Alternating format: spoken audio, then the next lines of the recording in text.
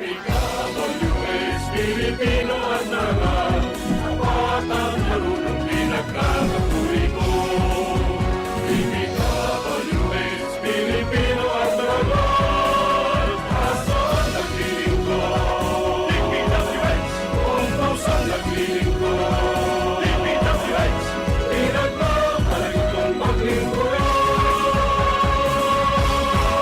Ang Pilipino.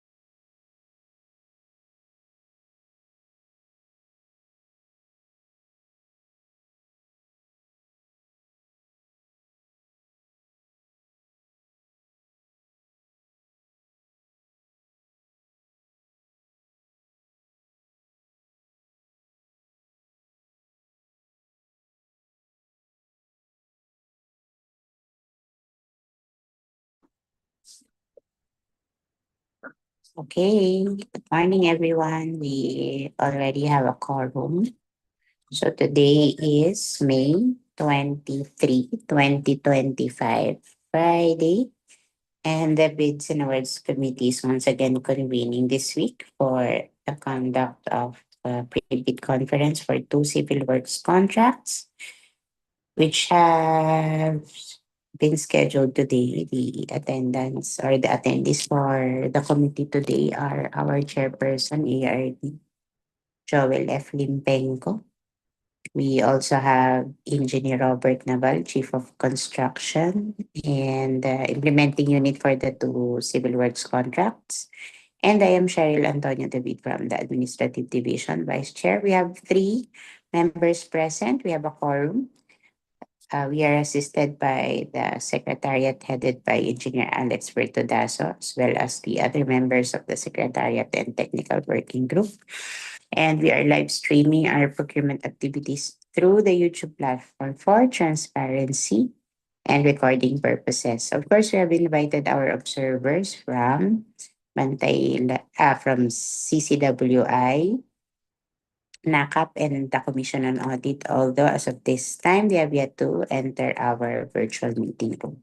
Later po, before we end our Zoom meeting, I will confirm with the procurement unit if may umattend na interested bidder on site. But as of today, based on the roster of participants of our online meeting, wala pa pong interested bidder. But we will proceed as scheduled. Sige po, we may now start with the discussion of the details of each contract. Thank you.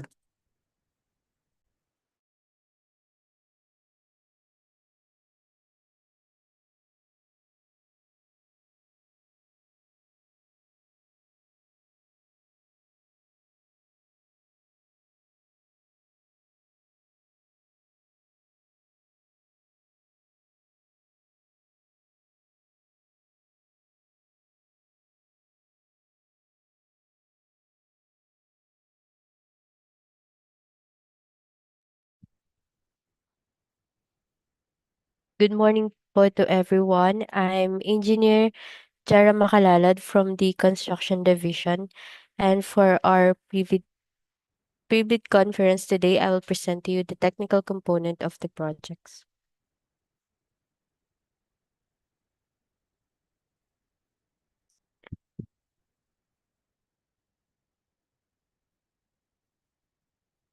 Contract ID number 25D0056, Re-advertisement, Alabang-Zapote Diversion Road, Package B, BACOOR Section, Cavite. Contract ID number 25D0222, Re-advertisement, Installation of Solar LED Street Light along GUMACA-PITOGO-MULANAY-SN Narciso Road, Kilometer 275 plus negative 630 to kilometer 294 plus 23. For the items of work, Part A, Facilities for the Engineer, 8.1.18, Provision of Field Office for the Engineer, Rental Basis per month. 8.1.26, Operation and Maintenance of 4x2 Pickup Type Service Vehicle for the Engineer, Vehicle Month. 8.1.41, Provision of Progress Photographs per month. Part B, Other General Requirements. B.5, Project Billboard or Signboard each. B.71, Occupational Safety and Health Program per month. B.9, Mobilization, Demobilization, Lump Sum. B.81, Traffic Management per month. B.181, Craneway Lump Sum for Contract ID number 25D0056. Showing you is a Dpwh standard project billboard.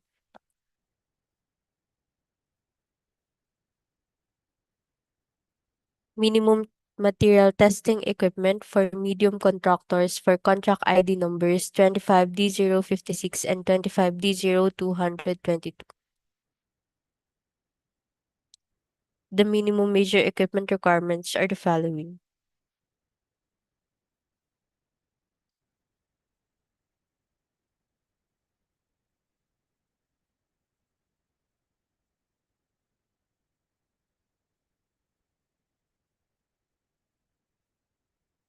Contract ID number 25D0056, Re-advertisement, Alabang-Zapote Diversion Road, Package B, BACOOR, Section, Cavite.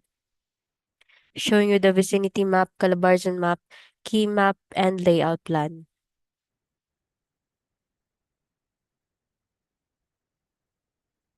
General plan and general elevation.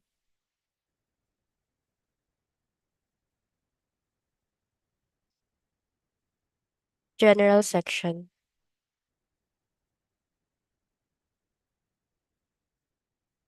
For the scope of work, steel type craneway, 1 meter diameter board piles at piers 1, 2, 3, 6, and 7, 1.6 meter diameter board piles at piers 4 and 5, flat slab for spans 1, 2, 3, 5, and 6, 4-lane 20-meter width road with center island and concrete railings at span 4, 5, and 6. A ASHTO type 6 40-meter pre-stressed concrete girder at span 4.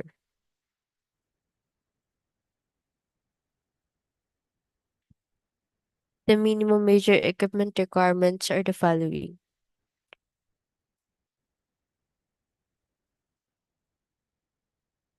For the manpower requirements, project manager and foreman should have at least 3 years of similar experience and 5 years of total work experience. Project engineer and materials engineer must be a DPWH accredited project engineer 1 and materials engineer 1 respectively. Construction safety officer with cost training.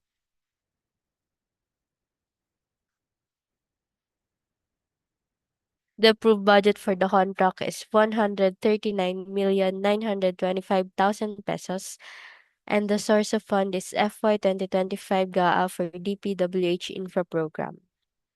The contract duration of the project is 300 calendar days.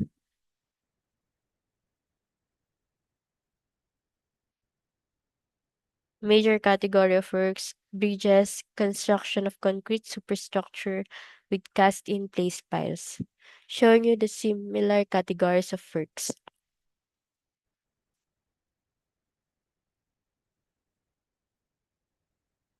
Contract ID number 25D0222 at re-advertisement.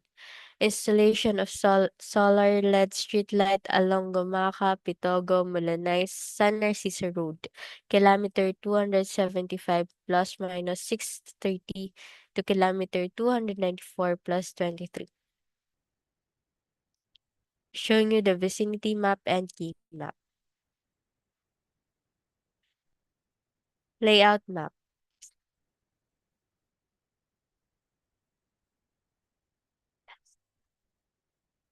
Straight line diagram. Typical roadway section. Scope of work, installation of 845 units of single-arm solar LED roadway lighting, 10-meter pole, 80 watts, lighting arrangement opposite and left side along 19,529 linear meter of road. Reinforcing steel, structural concrete, warning sign 600 millimeter W1-3A horizontal alignment, curve L or R, and single arm solar LED roadway lighting. 10-meter pole, 80 watts to 125 watts.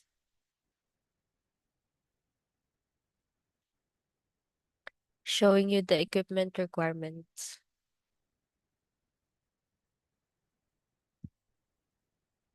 For the manpower requirements, project manager, project engineer, and foreman should have at least 3 years of similar experience and 5 years of total work experience. Materials engineer must be a Dpwh accredited materials engineer 2 and construction safety officer with COSH training. The approved budget for the contract is 193 million pesos, and the source of fund is FY 2025 GAA for DPWH Infra Program. The contract duration of the projects is 300 calendar days. Major category of works, traffic engineering and management system, including road safety devices. Showing you the similar categories of works. That's all po for the technical component of the projects.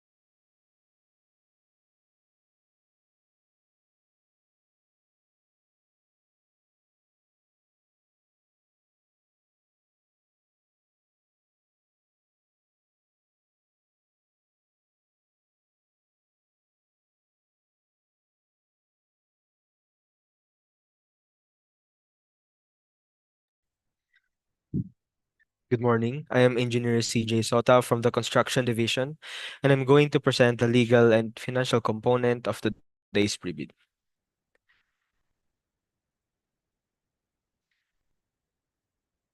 Starting with bid datasheet. ITB clause number 10.3, the required PCOB license for this contract is as follows. For contract ID numbers 25D056, re-advertisement, license category B and license classification medium A. For contract ID number 25D0222, re-advertisement, license category A and license classification medium B.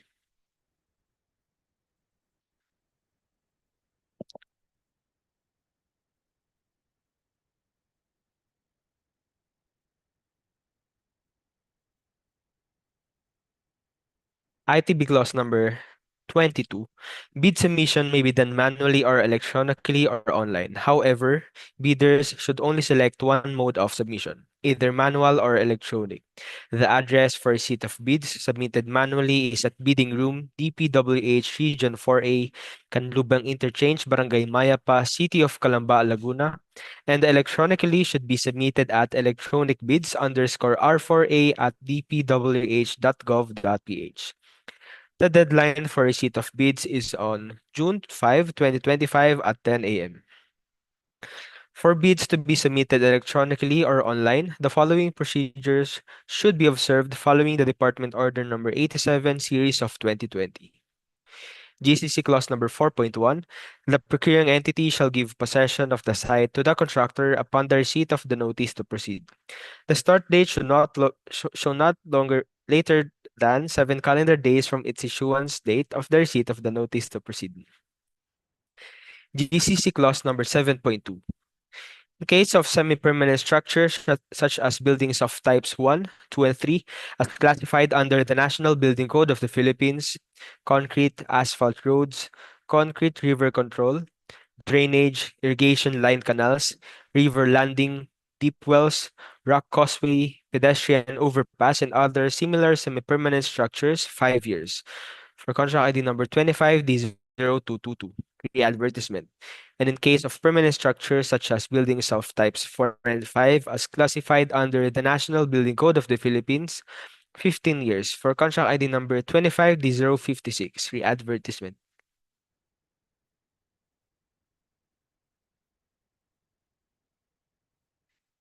Bid security. Bidders are allowed to choose any of the following forms: cash, cashier's check, manager's check, issued by a universal or commercial bank, 2% of ABC. Bank draft, guarantee, or a revocable letter of credit issued by a universal or commercial bank. If issued by a foreign bank, it shall be confirmed or authenticated by a universal or commercial bank, 2% of ABC. Surety bond, callable upon demand issued by a surety or insurance company, duly certified by the Insurance Commission as authorized to issue such security, 5% of ABC. And bid securing declaration. Bids and bid securities shall be valid within 120 calendar days from the opening of bids. Amount of bank guarantee, irrevocable letter of credit, cash, cashier's check, manager's check, 2% of ABC. For contract ID number 25D056, re-add 2,798,500 pesos. And for contract ID number 25D0222, re-adds 3,860,000 pesos. Surety bond, 5% of ABC. For contract ID number 25D056, re-adds 6,996,250 pesos. For contract ID number 25D0222, re-add 9,650,000 pesos. Showing you the checklist of technical and financial documents.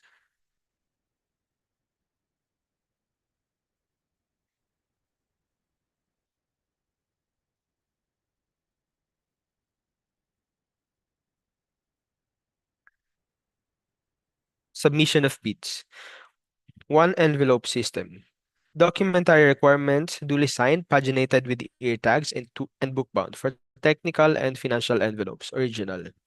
One original and for technical and financial placed in one sealed envelope.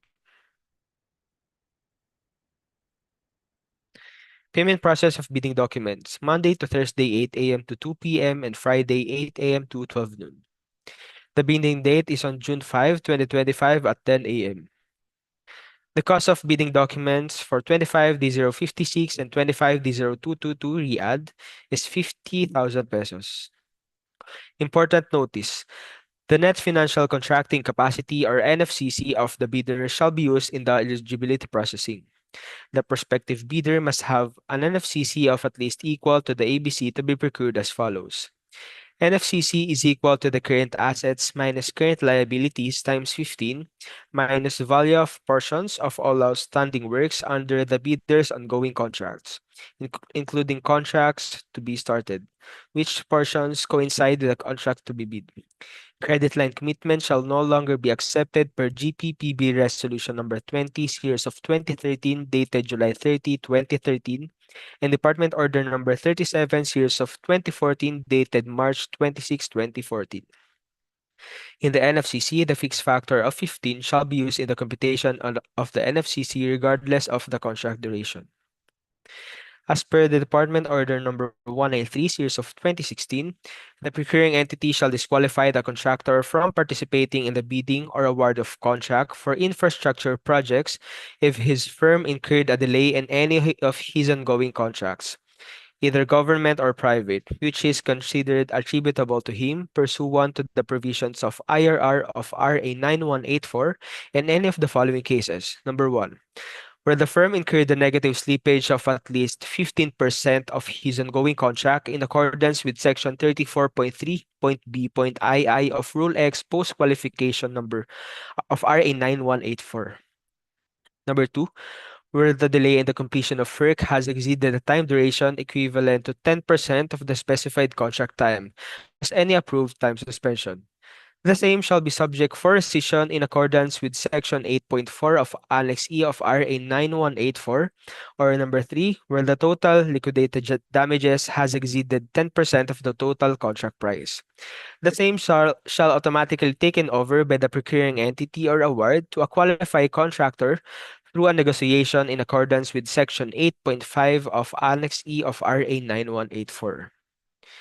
Work experience in similar contracts. Prospective bidder must have done a single largest completed contract (SLCC) similar to the contract to be procured and whose value at current prices is at least 50% of the ABC to be bid.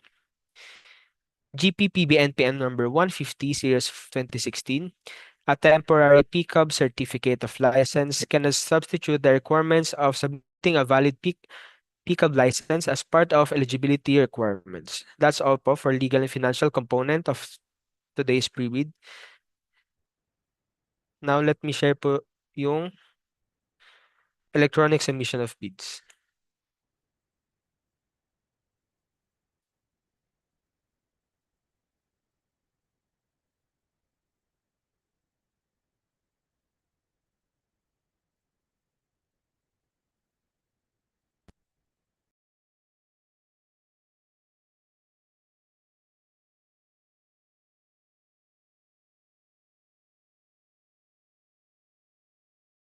Electronic submission and receipt of bids. This is for the efficient conduct of procurement activities during a state of calamity or implementation of community quarantine or similar restrictions, authorizing the submission and receipt of bids through electronic means or email.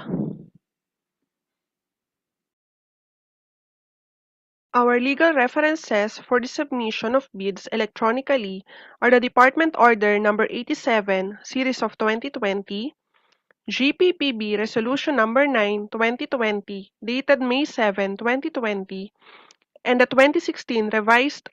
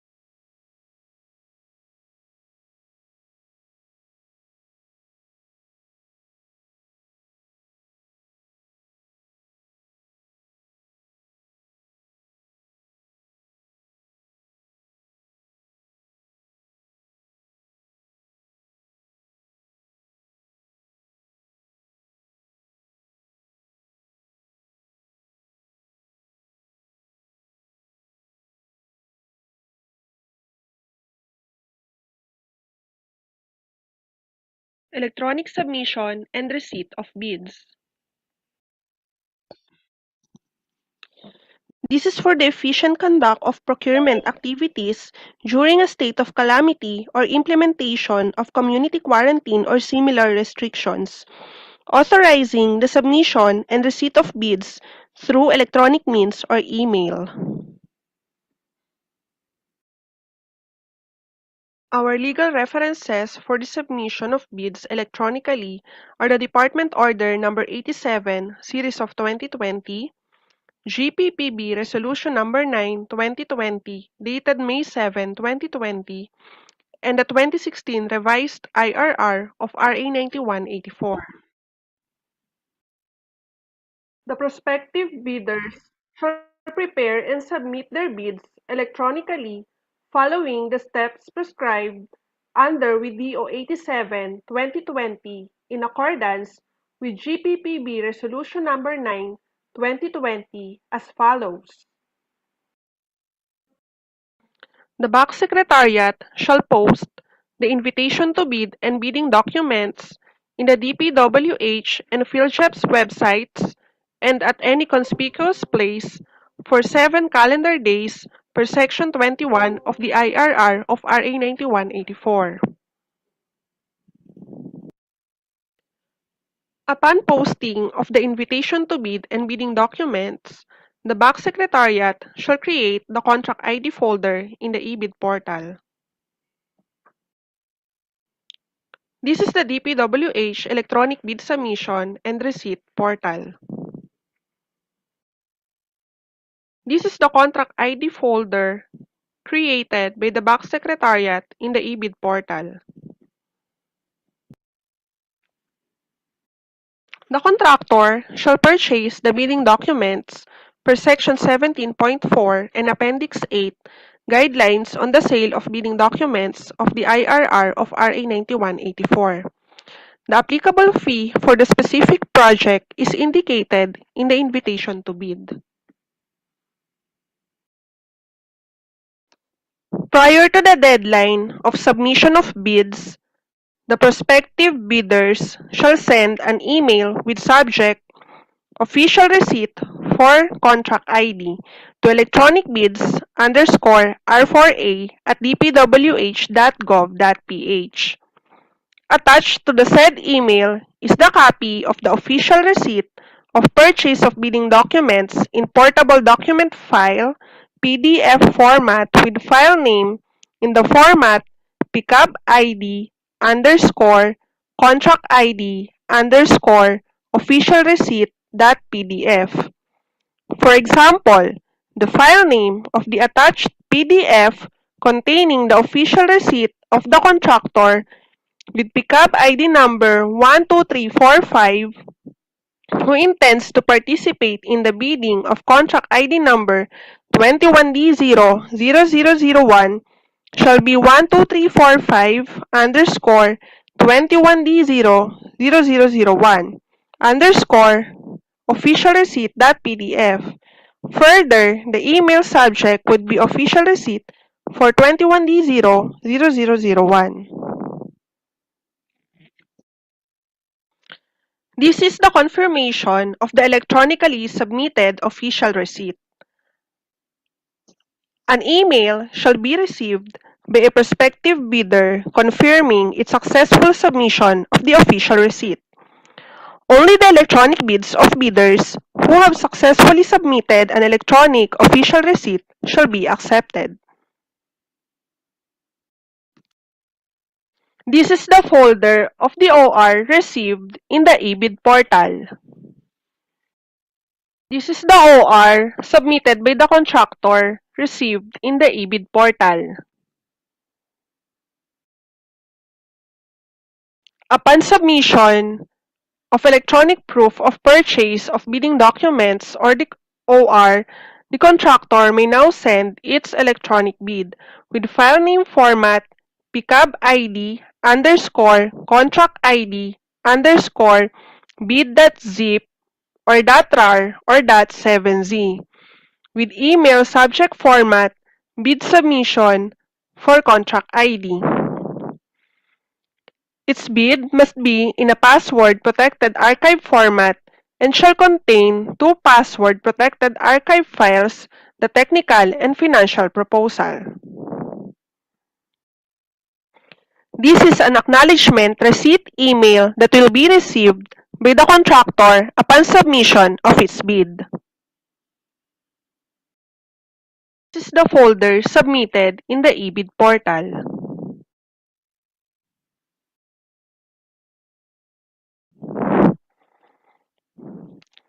Similar to manual submission, prospective bidders shall prepare their bids in two file folders, each for the technical and financial components.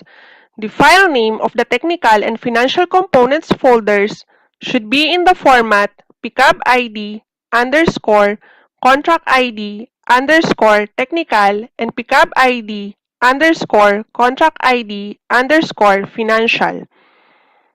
Subsequently, each of the technical and financial components file folders shall be compressed, password protected, and named in the format pickup ID underscore contract ID underscore technical.zip or .rar or .7z and pickup ID underscore contract ID underscore financial.zip or .rar or .7z respectively. Each file contained in the technical and financial components file folders shall be in PDF format, either scanned or exported, published, with file name in the format pickup ID underscore contract ID underscore descriptive file name.pdf.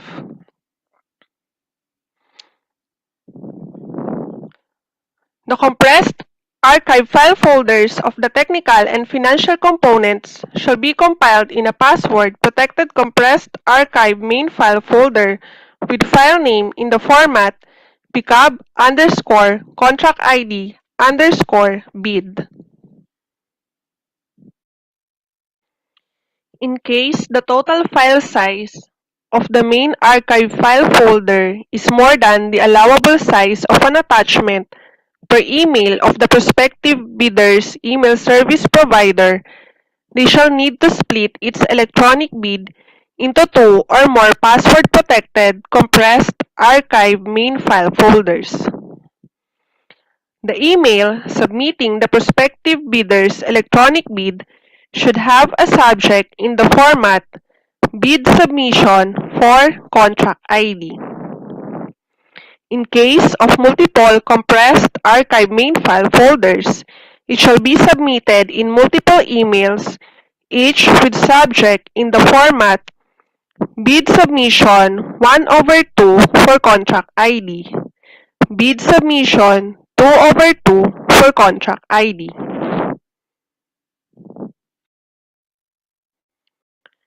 If a bidder wishes to modify its electronic bid, he may do so following the procedures in the manual submission of bid, or he may choose to submit his modification electronically in the same format prescribed in the preparation and submission of an electronic bid, except that the subject of the email submitting the bid modification shall be labeled Bid Modification X for contract ID, where X represents the number of bid modifications submitted. For example, the subject of an email submitting a first bid modification for contract ID number 21D00001 should be bid modification 1 for 21D00001.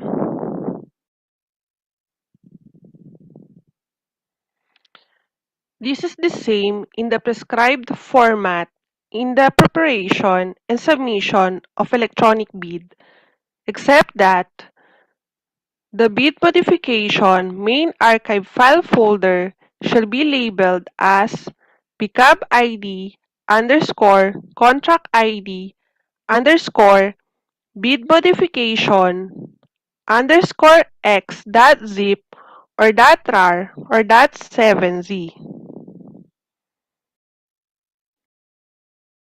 In case a prospective bidder that have purchased a bidding document decided not to participate he may choose to submit his letter of non-participation manually or electronically. In case of electronic submission, the contractor shall send an email with the subject non-participation for contract ID with the letter of non-participation as attachment with file name pickup ID underscore contract ID underscore non-participation.pdf. This email should be sent to electronicbids underscore R4A at dpwh.gov.ph before the deadline for bid submission. Bids may only be withdrawn prior the deadline for bid submission. In case of withdrawal of an electronic bid, the bidder shall send an email with the subject bid withdrawal for contract ID and the letter of bid withdrawal in PDF format with file name pickup ID underscore contract ID underscore bid withdrawal.pdf shall be attached. This email should be sent to electronic bids underscore R4A at dpwh.gov.ph before the deadline for bid submission. The BAC Secretariat shall close the contract ID folder in eBid portal on the deadline of submission and receipt of bids. This is the closed contract ID folder in the eBid portal. The BAC Secretariat shall download the bids from the eBid portal to the local computer. Only during the actual opening of bids shall the bidder disclose the passwords for his electronic bid. This can be done by the bidder's authorized representative verbally in person, through phone call, online platforms, or through writing. In all cases, the bidders will have only 3 attempts or 15 minutes, whichever comes first, to provide the correct password. Otherwise, the bidder shall be disqualified except in unforeseen justifiable circumstances. The bidder may also be subjected to the three-strike policy as warranted by the circumstances. If the bidder chooses to disclose the password through phone call, he should make sure that the contact numbers as recorded in the Civil Works application are open when the BAC calls to ask for the password. The bidder may also choose to call the BAC number during the bid opening time and wait for the opening of his bid for him to disclose the password. For online video calls, the bidder may call the BAC Messenger account. If the bidder chooses to attend the bid opening through online conference, the bidder should join the meeting using the given link. If the bidder chooses to disclose the passwords through writing, the letters for password 1, main file folder, technical component file folder, and password 2, financial component file folder, should be enclosed in separate envelopes with the sender details such as AMO, bidder name, and address. Address to the BAC chairperson with the details of the bidding such as contract ID, contract name, bid opening date and time. Signed and sealed with a remark, password 1 or 2. Do not open before actual bid opening date and time. All electronic bids, password-protected compressed archive main file folders shall be opened first for the opening of the technical component compressed archive file folders. This shall be followed by the opening of the bids submitted manually for the opening of the technical component envelopes.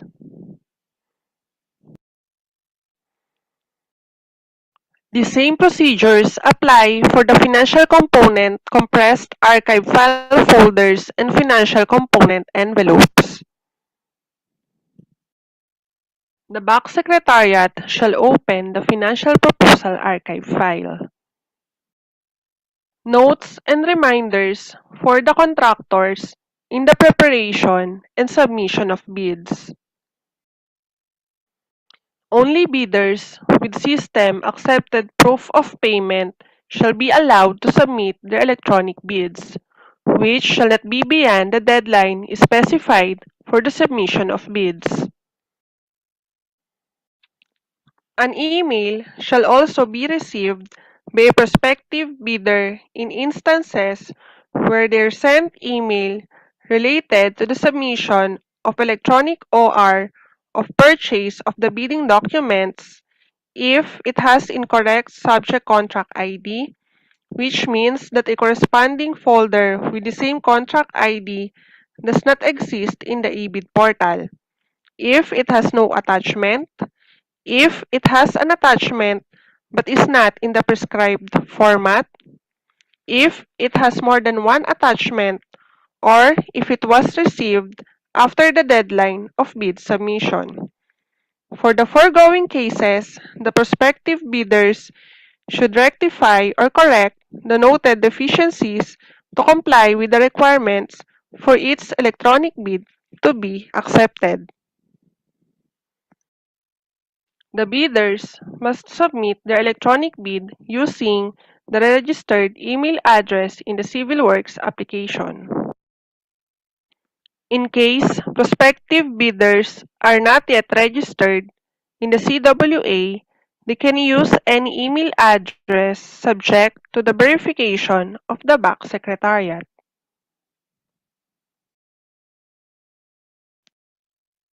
For joint venture, the format of pickup ID to be used by the bidder in naming their files, folders, and archives shall be JV-pickup ID of the lead member.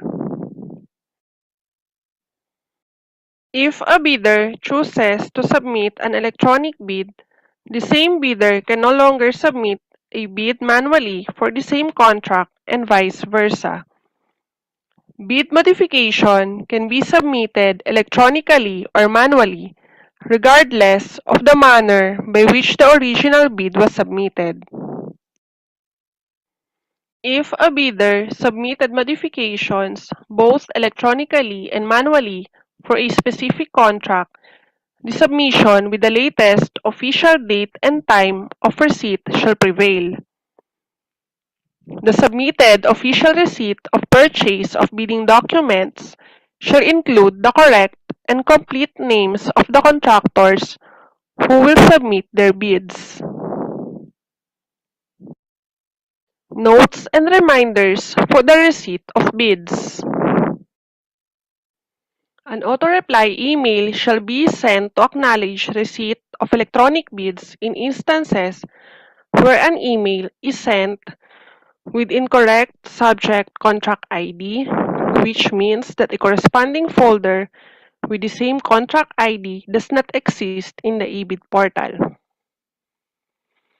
Without any attachment, with attachment that is not in the prescribed format, with more than one attachment, or submitted after the deadline. An auto-reply email shall also be sent regarding withdrawal of bid, non-participation, and if the bidder has yet to submit proof of purchase of bidding documents or the official receipt. Emails with more than one attachment with invalid subject contract ID and unrecognized transactions shall be automatically moved to the unidentified documents subfolder in the procuring entity's main folder in the eBid portal.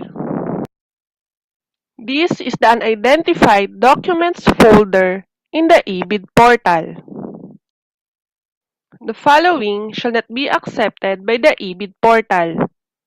Submission of bid without initially submitting the proof of purchase of bidding documents or the official receipt. submission of bid after the deadline, and submission of proof of purchase of bidding documents after the deadline. Notes and reminders for the opening of bids. For a hybrid system of submission where electronic and manual bids were received for a particular contract, electronic bids must be opened first before the manual bids. If a bidder committed typographical errors in the submission of electronic bid or attached files in the wrong format, the bid shall be accepted, provided that the bidder or its duly authorized representative shall acknowledge such condition of the bid as submitted. The BAC shall assume no responsibility for the misplacement of the contents of the improperly sealed or marked bid or improperly compressed or password-protected folder or for its premature opening.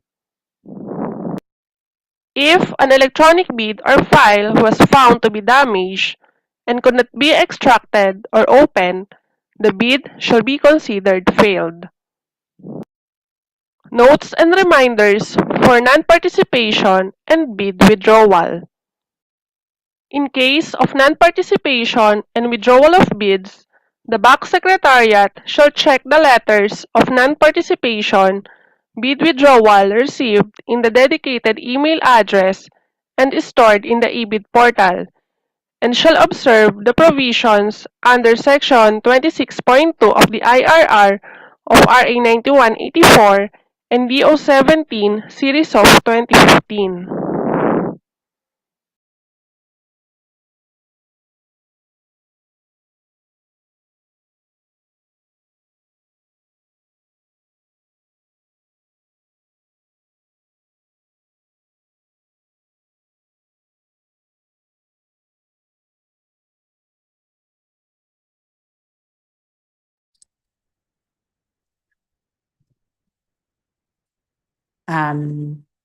Is that the end of the video?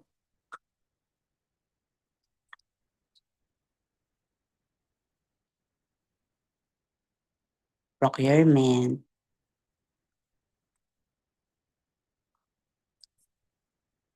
We were waiting for the response po. I would like to acknowledge the attendance of Engineer. Thank you. Engineer Rayan Romulano, back provisional member for all types of procurement. Okay. So, walang interested bidder present. Procurement.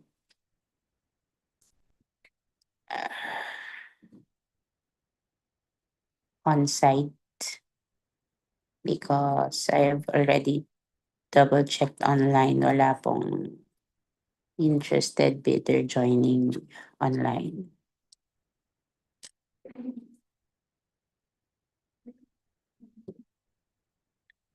Sige, we're waiting for the response again of procurement. I would like to remind everyone who are watching via YouTube platform that you have 3 days from today to submit your written request for clarification or any question on the 2 projects discussed today. And should we receive any question or request for clarification, we will be issuing a bid bulletin to inform everyone interested regarding the response of the bank. Okay, last question po, procurement. Is there any interested bidder attending on site?